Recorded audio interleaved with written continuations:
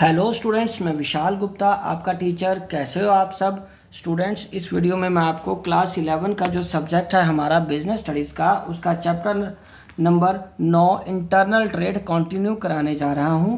इसमें हम पहले बात करेंगे ऑटोमेटिक वेंडिंग मशीन की, जिसको हम शॉर्ट में AVM भी बोल सकते हैं। So automatic vending machine means that type of machine, मतलब वो उस तरीके की मशीन है which we can get the desired product by inserting a predetermined coin और टोकन। इसमें कोई कॉइन या टोकन मिलता है, उसको इसमें डाल के हम अपना सामान निकाल सकते हैं। This is one of the latest machines of the direct sale. No person is required to operate this machine. किसी व्यक्ति की हेल्प नहीं चाहिए होती इस मशीन को ऑपरेट करने के लिए। Often by this medium commodities of small size like postal stamps and beverages like soft drinks, water bottles etcetera are sold. These machines can be seen at petrol pumps, bus stand, railway station, airport and other public places in the metropolitan cities. These machines are widely prevalent in Western countries. ठीक है बच्चों। In India also, the trend of these machines is gaining momentum. Though through these machines, it is possible to make retail sales on a large scale. ठीक है बच्चों। चलिए अब हम आगे डिस्कस करते हैं कि एडवांटेजेस क्या होते हैं AVM मशीन के। बच्चों हम सबसे पहले बात करेंगे कि पहला उसका एडवांटेजेस है sales are possible at any time. किसी वक्त भी हम सेल उसकी कर सकते हैं, क्योंकि उसको दुकान खोलने की ज़रूरत नहीं। मशीन है जैसे ATM मशीन है, उसी तरीके से ये मशीन है। Salesman is not needed. We need the product of similar weight and quality. We get fresh products. Machine is not difficult to operate and no fear of theft, क्योंकि machine के अंदर सामान पड़ा, ये भी नहीं कि कोई चुरा के ले जाएगा। कॉइन डालोगे, वो टोकन डालोगे तो पैसा मिले और सामान निकलेगा। ठीक है बच्चों। अब हम आगे बढ़ते हैं, वो है लिमिटेशंस ऑफ AVM। बच्चों सबसे पहले कि सेल प्रोसेस कॉस्टली, क्योंकि मशीन बहुत महंगी होती है। दूसरा, इसको मेंटेनेंस के खर्चा और इसका रिपेयर करवाने का खर्चा बहुत ज़्यादा हो जाएगा अगर ये ख़राब हुई तो। Coins of the above size are needed. उसी पर्टिकुलर साइज़ के फिर कॉइन्स भी आपको चाहिए। ठीक है। Products can waste away if not sold. अगर सोल्ड नहीं हुए उस पर्टिकुलर टाइम पीरियड के दौरान तो वो सोल्ड ख़राब हो जाएंगे। यूजफुल टू सेल लिमिटेड और फ्यू आइटम। ये कुछ ही प्रोडक्ट्स जैसे चॉकलेट्स, कोल्ड ड्रिंक्स, इन्हीं आइटम्स को बेचने के काबिल है। ठीक है। वो बाकी तरह बड़ी आइटम्स, कोई बुक्स हैं या कोई पेंसिल्स हैं, इस तरीके के आइटम्स नहीं निकल पाएंगी। हर तरीके के आइटम के लिए सूटेबल मतलब नहीं है ये। ठीक है बच्चों। चलिए अब हम आगे बढ़ते हैं, वो है GST। तो बच्चों ये एक बहुत ही इंपॉर्टेंट और इंटरेस्टिंग टॉपिक है, goods and services tax. So it refers to such a system of indirect tax under which besides ease and uniformity at the national level, it is taken into consideration that the final consumer shouldn't be required to pay tax on the tax. So GST system in India came into force with effect from July 1, 2017. बच्चों इसकी main terms जो use होनी है GST में वो कौन सी है? पहले supply. It is a comprehensive term beside sales. It includes several items like transfer et cetera. दूसरा बच्चों क्या है? Inward supply. सो बच्चों इनवर्ड सप्लाई है, it refers to the material और service which a supplier gets for manufacturing a product और providing service. ठीक है बच्चों। और तीसरा क्या है? Outward supply. So outward supply किसको बोल सकते हैं? It refers to the goods और services which a supplier supplies to the buyer.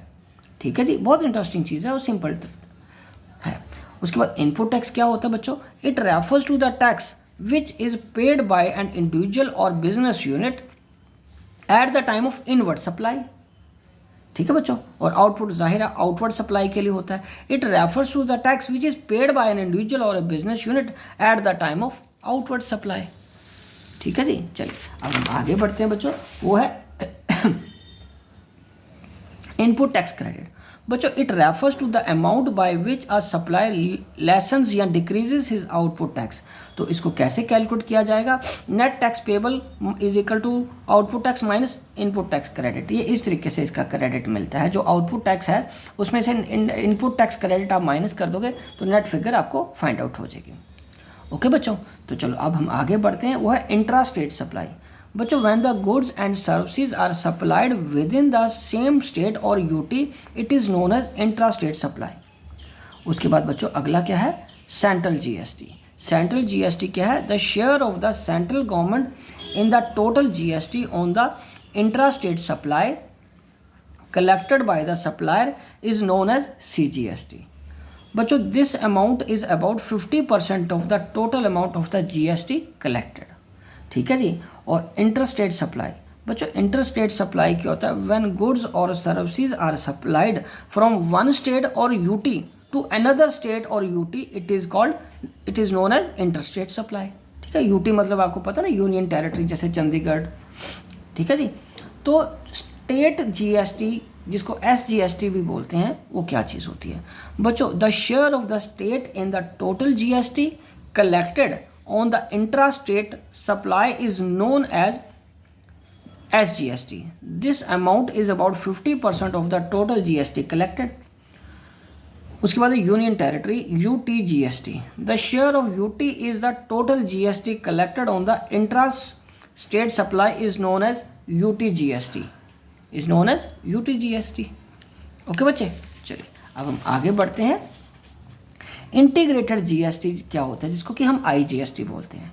बच्चों the tax levied on the interstate supply is known as IGST. In this amount 50% of the state और UT where the goods and services is ultimately consumed and remaining amount is of the central government. ठीक है बच्चे, चलिए अब हम आगे बढ़ते हैं. वैल्यू एडिशन किसको बोलते हैं? So value addition is a very important item of GST.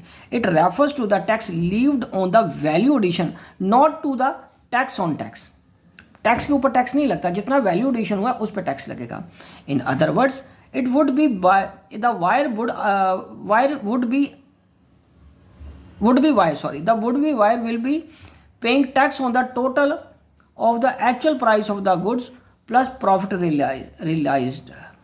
The input tax will not be added to the actual price, और जो प्रॉफिट होता है कैलकुलेट किया जाता है टैक्स के लिए. ठीक है. और मतलब जो प्रॉफिट आया उसी पे ही हम टैक्स कैलकुलेट करते हैं, कहने का मतलब ये है.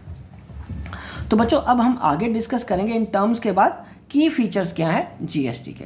बच्चों सबसे पहले इसका की फीचर है taxable event under GST. Prior to coming into force of GST, the tax on goods and sale and purchase of services is levied at the time of supply, that is at the time of sale. Hence now the taxable event will be considered only the supply, not production and sales both. ठीक है जी. उसके बाद nature of supply क्या है? बच्चों nature of supply में आएगा GST is decided on the basis of the nature of supply, as is evident that the GST is of several types, namely CGST, SGST, UTGST and IGST. It is made clear in the figure given below. पहला क्या बच्चों?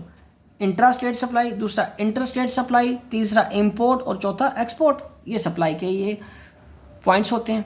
तो intrastate मतलब with in state में जो supply होती है उसमें सीजीएसटी और एसजीएसटी और यूटीएस जीएसटी आता है, और जो inter state out of state जो बेचते हैं हम उसमें आईजीएसटी आता है, और इसमें इंपोर्ट में बीसीडी एंड आईजीएसटी, और इसमें जीरो रेटेड. एक्सपोर्ट में बिल्कुल नहीं होता. ठीक है बच्चों.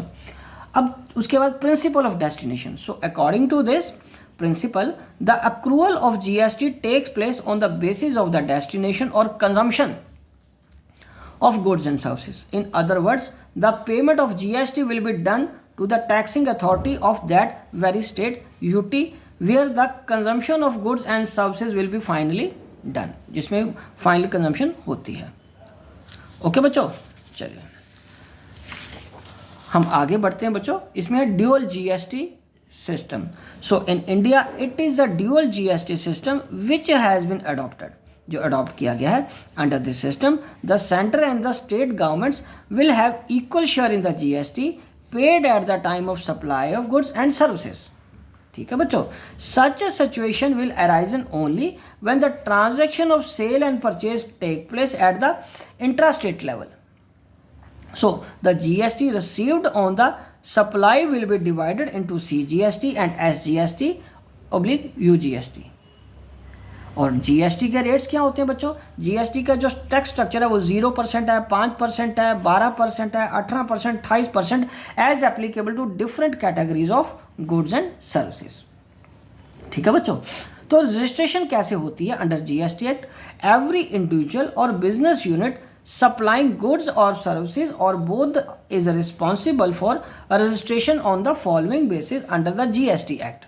बच्चों पहला क्या है? Normal category, on turnover of more than 20 lakh for services, on the turnover मतलब क्या होती है बच्चे? सेल्स होती है ना, sales of more than 40 lakh for goods. Services के केस में वो 20 लाख है और गुड्स के केस में वो 40 लाख है। ठीक है जी, नॉर्मल कैटेगरी में। और उसके बाद स्पेशल कैटेगरी है जो ऑन द टर्नओवर मतलब sale of over 10 lakh for both the goods and services. और एक ये चीज़ बहुत इंपॉर्टेंट नोट करने वाली है कि नॉर्दर्न स्टेट्स जिसको एंड हिली स्टेट्स जैसे असम, त्रिपुरा, मेघालय, मिजोरम, सिक्किम, नागालैंड, अरुणाचल प्रदेश, ये स्टेट्स और hilly states have been included in the special category. ये सारे स्पेशल कैटेगरी में डाले हुए हैं। So input tax credit under GST, the supplier of goods and services is concern with 2 types of taxes. पहला input tax and secondly output tax. So the amount from which the supplier lessens his output tax is called the input tax credit. Okay बच्चों, और GST provision क्या है on exports? In the case of export the place of destination और the place of consumption is some other country. ठीक है जी, hence no GST is levied on the supply, इसलिए उसमें कोई सप्लाई पे जीएसटी नहीं लगता। But the exporter can get the benefit of input tax credit from the concern tax authority in the form of refund.